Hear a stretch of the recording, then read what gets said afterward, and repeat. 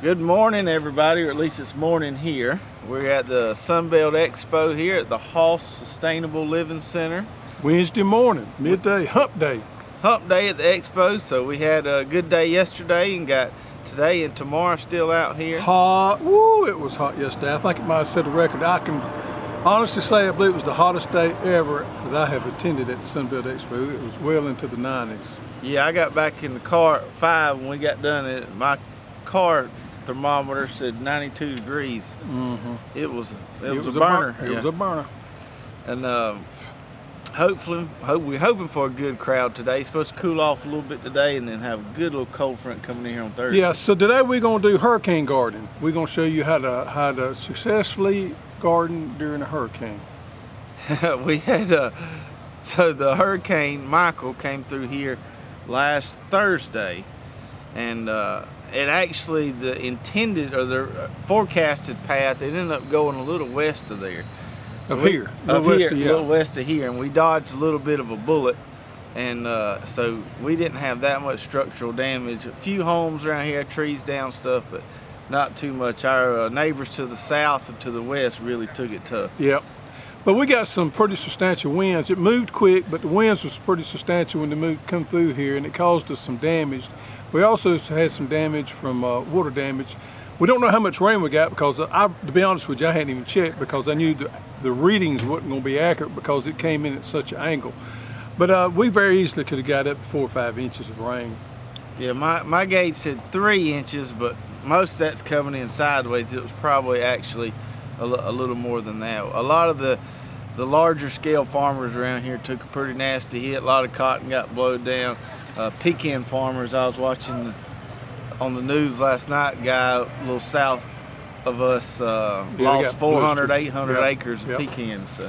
Yeah, it's probably the worst storm worst storm I have lived through. So, but it moved through quick, and I got out about 4 o'clock in the morning, walked around, and was really amazed we didn't have no more damage than what we did.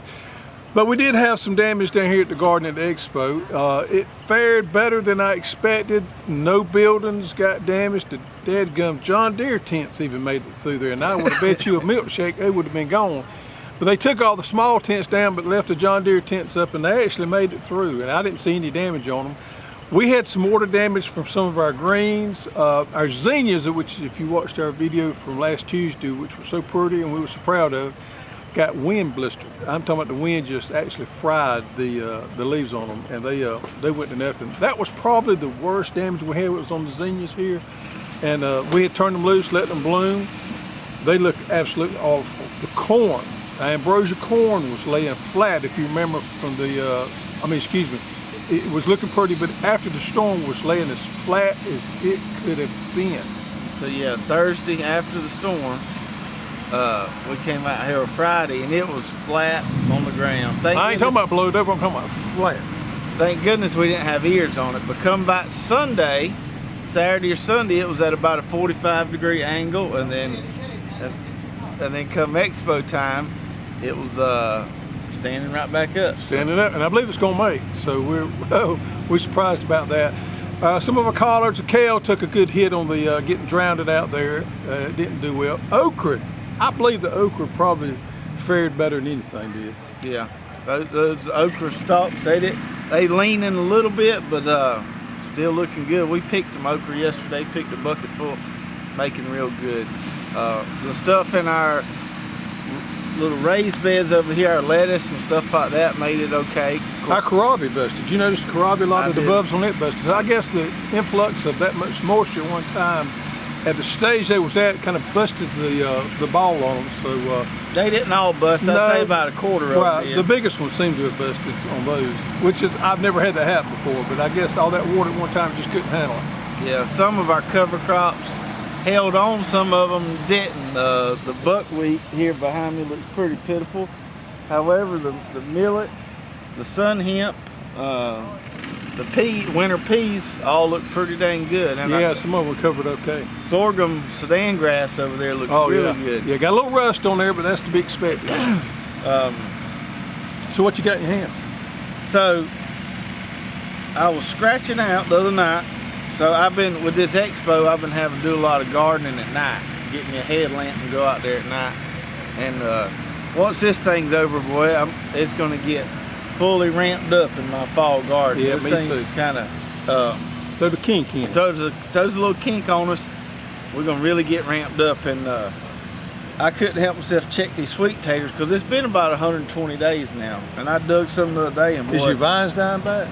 not yet. Vines ain't dying back, but I got so many. I got 4 rows, and I can't dig them all in one day. I'll be pure wore out.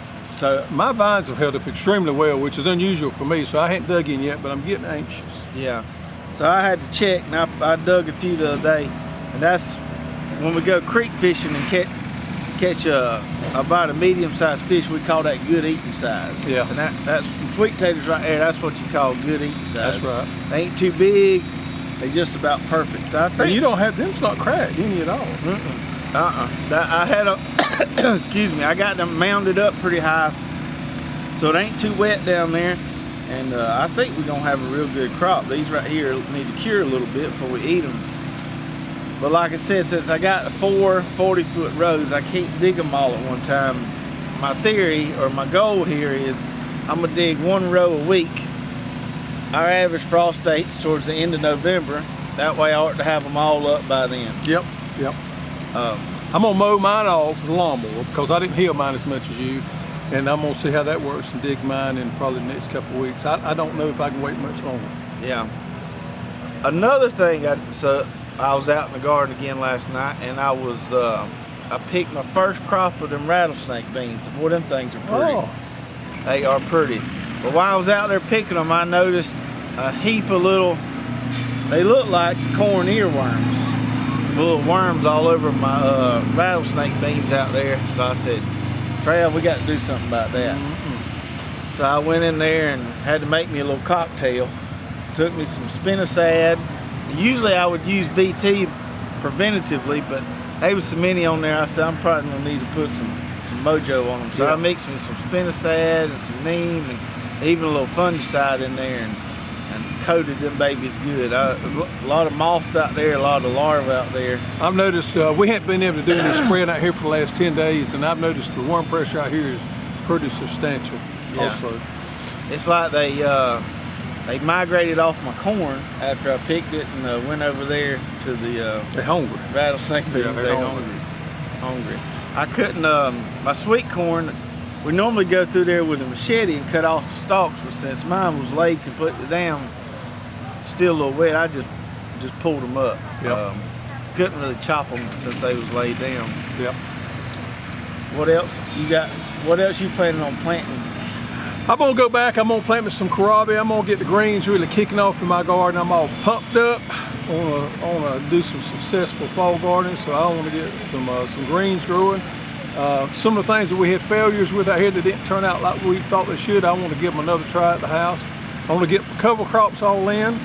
I want to get everything going, get my cover crops, my greens going, and yep, that's what I want to do.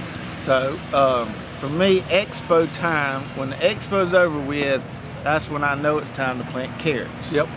And I kind of pride myself on, there ain't many people around here grow carrots, and the last few years I have grown a few mean crops of carrots. And, Yes, you have, and I'll give you that. I mean, you can beat me. There ain't many things you can beat me on, but you can beat me on the carrot growing. I'll give you that one. And so, are you gonna grow any? I may give it a try. I hate to get stumped all the time, and I'm getting a little tired of your carrot bragging, so I may see what I can do there. Yeah.